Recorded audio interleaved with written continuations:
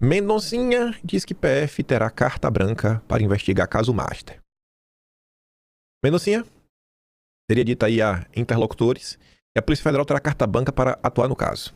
O ministro também disse considerar que o caso é o mais relevante de sua carreira e vai marcar sua biografia, motivo pelo qual pretende conduzi-lo com extrema correção. E agora, olha só, as declarações confirmadas à CNN pelo gabinete do ministro foram interpretadas como uma sinalização de plena liberdade de atuação para a PF após os embates entre o órgão e agora o ex-relator do caso, Toffoli.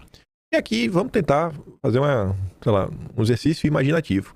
Veja aqui, o que o Junqueira está falando. Primeiro, os interlocutores estavam discutindo isso. Aí ele chegou essa informação aos ouvidos dele e ele foi checar. Entrou em contato com o gabinete do Mendonça, que fez questão de confirmar essa informação. O Mendonça poderia não ter dito nada, fez questão de confirmar. E quando vem com esse papo aqui, que é a cara dessa turma do judiciário, né, que se acha, né, tem um ego elevado, Mendonça diz, ó, é o caso mais relevante da carreira e vai marcar a biografia. E realmente vai. Realmente vai. A depender do que o Mendonça fizer, ele vira herói nacional. Pro resto dos dias. Pro resto dos dias. Essa matéria aqui me dá um pouco de esperança no coração aí, que podemos ter grandes emoções nos próximos dias, semanas, meses. Se o Mendonça investigar isso daqui como manda o figurino, rapaz, toda a imprensa tá dizendo, né? Não vai sobrar pedra sobre pedra. Vai resetar a política brasileira. Finalmente aí será o fim da Sexta República. Vamos assistir o encerramento da Sexta República. Fé em Deus. Também foram vistas essa postura do Mendonça como um contraponto a posições de outros integrantes da corte em relação à PF.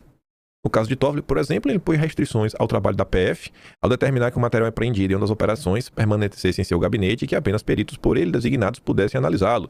Já Dom Pedro III, segundo relatos, tem feito críticas à atuação da PF nos bastidores. Na reunião reservada do Supremo, que selou o afastamento de Toffoli da relatoria do caso Master, coube justamente a ele, Dom Pedro III, expressar essas críticas ao órgão. Ele teria dito que alertou o Andrei de que se houvesse algum achado sobre sua autoridade, a investigação não poderia seguir.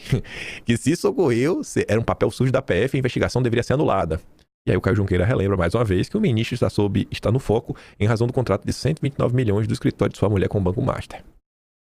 Aí vem as críticas do dia de ontem, várias apontando para o inquérito das fake news, né? Porque é um absurdo, né?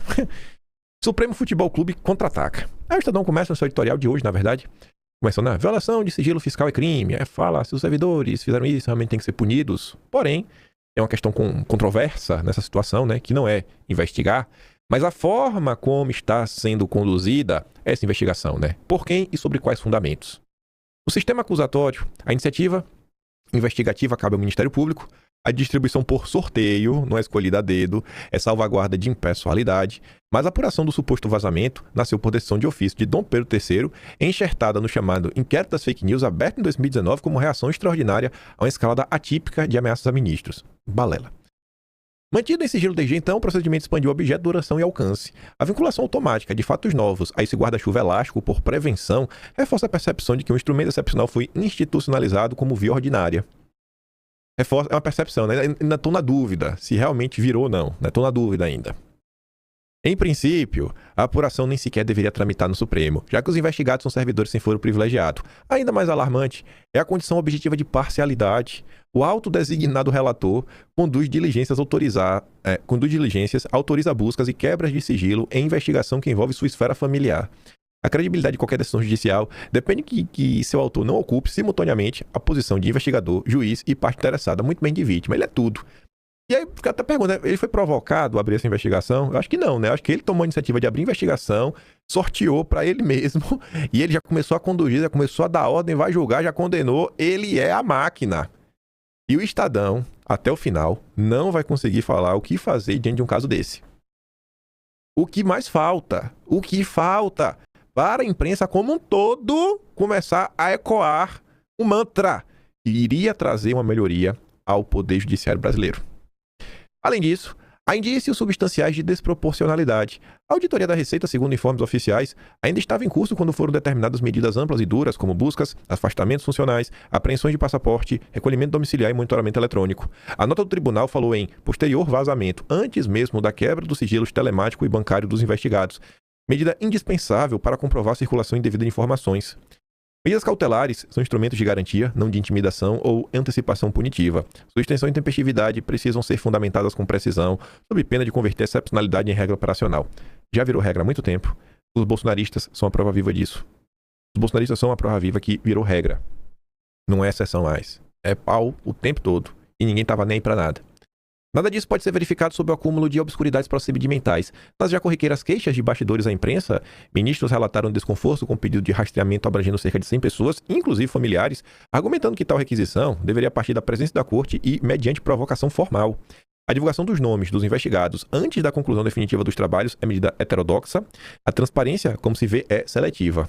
Heterodoxa. Medida heterodoxa. Não consegue chamar as coisas pelo nome.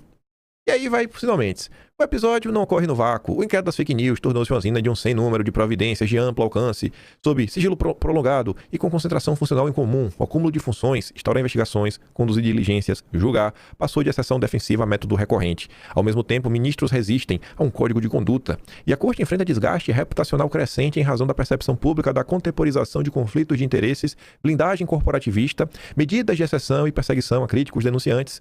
Quanto mais o Supremo Futebol Clube, nas palavras de Flávio Dino, ataca, mas corrói o seu capital institucional. Aí o parágrafo de encerramento, o Estadão reforça mais uma vez que tem que se investigar, se for culpado tem que culpar o pessoal, porém tem que fazer do jeito certo, seguindo a lei, seguindo os procedimentos jurídicos, ordenamento jurídico como um todo, e se você não seguir a lei para fazer a lei ser cumprida, aí diz, né, que o que passa disso é autoritarismo.